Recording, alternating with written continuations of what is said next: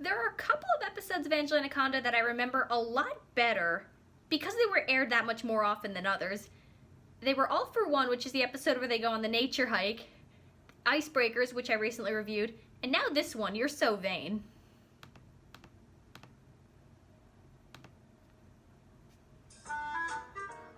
So what I'd like to know is, whoever thought of rhyming things instead of just saying it? Like, Says someone who speaks in redundancies. In class, or Nanette Manoir.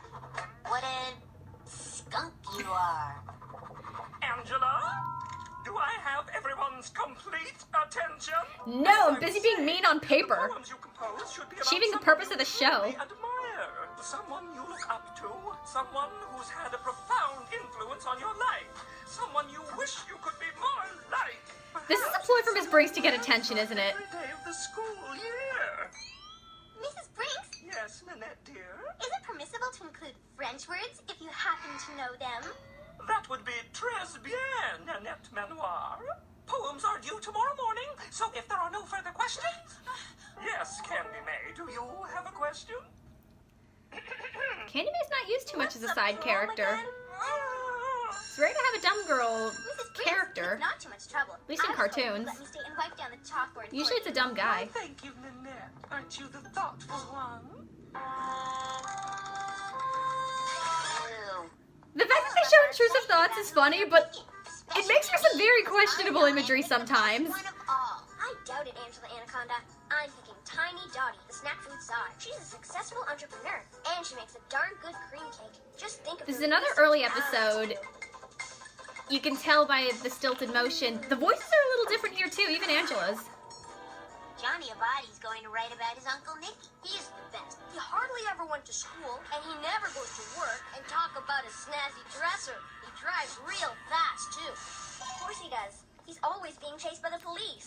But for whom I am going to pick, I tell Gina and Good Johnny singer there. they're going to have to guess. Johnny's voice is different here. Sorry, Uncle Nicky. I know. It's your grandma, Lou Anaconda, who lives in Oh, Uncle Everglades City, Nicky. Florida.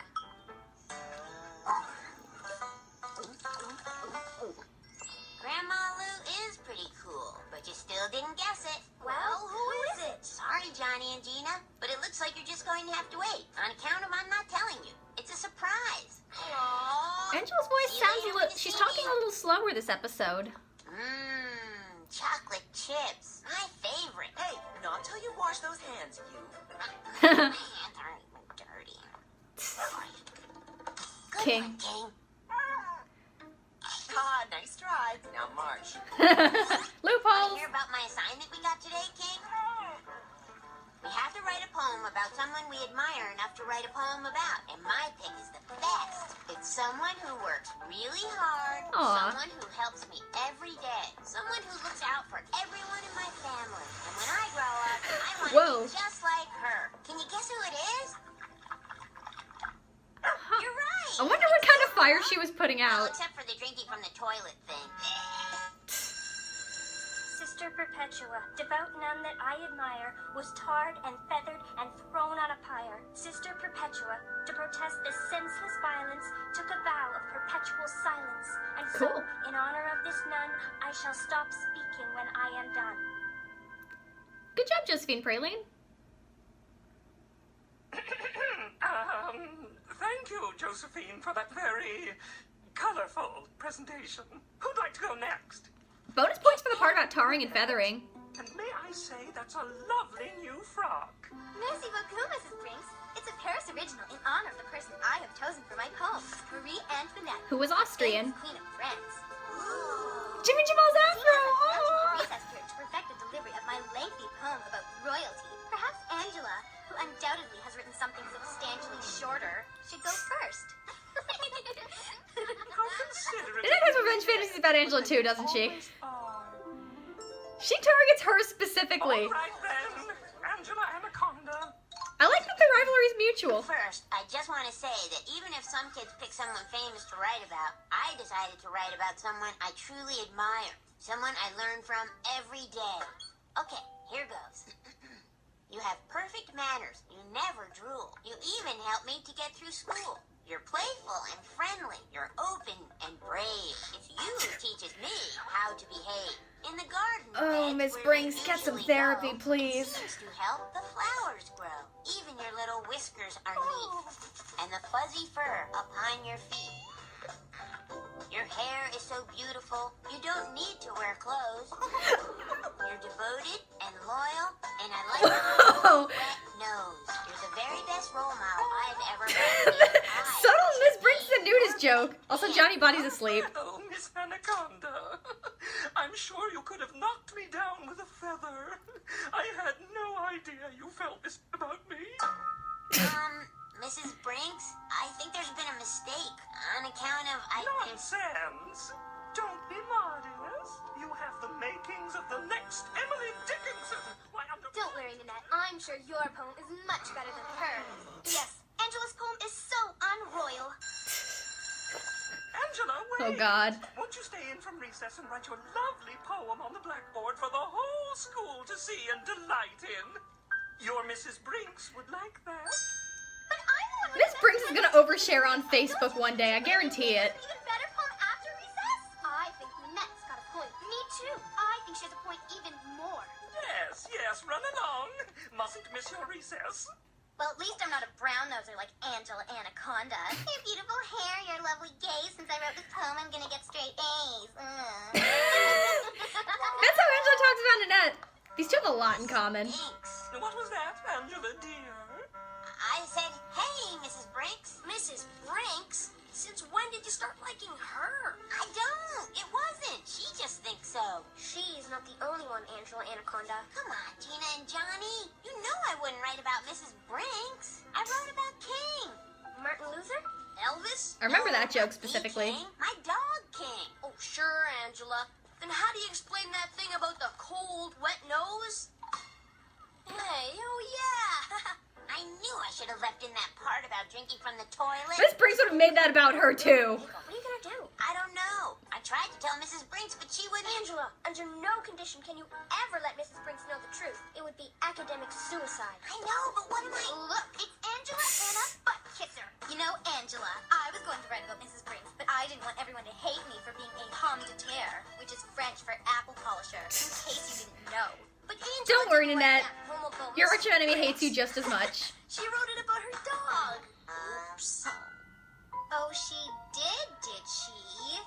Hmm. Excuse me, Mrs. Brinks?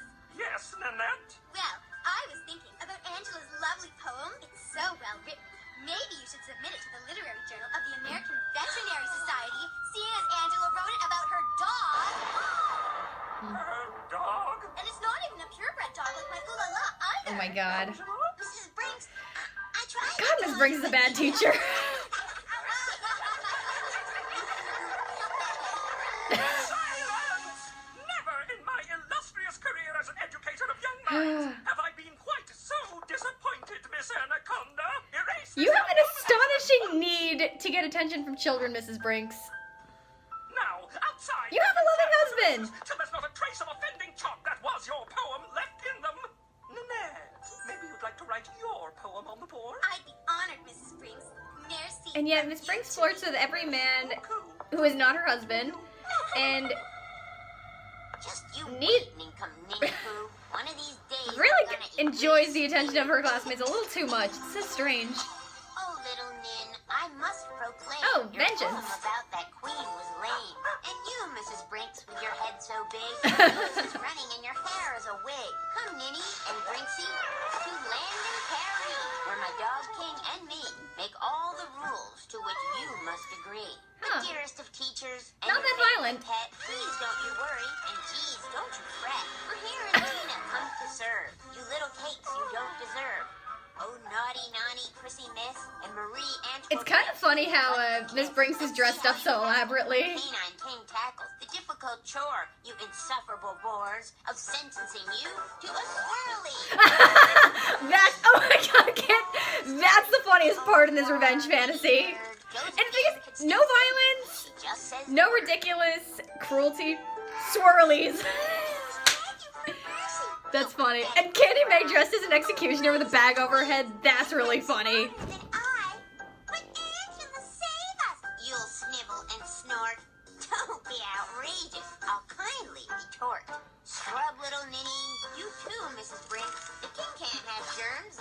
Hershey drink. Out of bed. Mrs. Briggs sent me out to get you, but look at you now. You're all white. You look like my dog. So sorry, Nanette. I was lost in a fog. Whatever. Let's get back inside before the sun damages my fine silk attire. After you, Ninny Pooh, who I've always admired. Small payback. That's an image I remembered very clearly. Miss Brinks needs so much help. I did have some extra thoughts on this. So this week's overanalysis is dedicated to Chris, who rates YouTube comments every week that I always look forward to reading, and I appreciate it so much.